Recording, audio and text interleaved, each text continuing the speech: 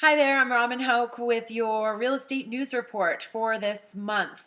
So, just a few little tidbits in the statistics this month. The single level apartment condominiums, the inventory is up about 50% from the same time last year. That will help to move us a little bit more towards a balanced market with more inventory.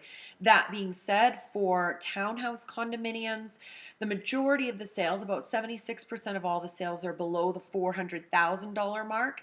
And for the single level apartment condominiums, under the 300,000 mark, that's where a bulk of the sales are as well, and it tends to be more competitive. When great product comes on the market, it's selling quickly, there are competing offers. So, also on a side note, I spoke at the University of Calgary the other day with an experienced mortgage broker. One of the questions that I had was a girl had asked whether it was a good time to invest. A family member had suggested for them to hold off, that the market was going to plateau. And one of the things I said to her, well, I asked her if she was renting. And the reason I asked that is because she's helping her landlord invest. So even if the market was to stay exactly the same, when you're purchasing, and especially at the rates that you can get right now, you're borrowing at a very low interest rate. So you're able to pay more down on the principal. So even if it stays exactly the same value, you are creating equity by paying your principal of your mortgage down quickly. So you're creating some equity there. I always think it's a good time to get in the market, regardless of the market conditions. If you're getting in short term, it's not ideal. Real estate investment, I always suggest to people, should be a long-term sort of investment.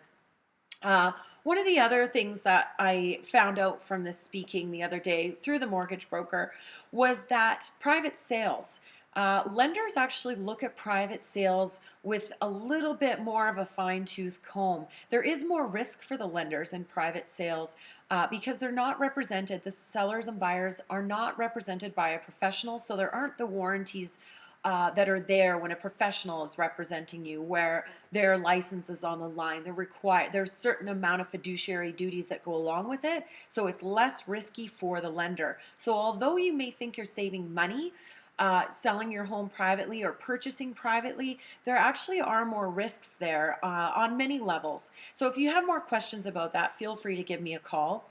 And if you know anyone that's moving to Calgary or moving out of Calgary, feel free to let me know. I have realtors all over the country that I can refer to, that I know personally, and would be happy to help with that.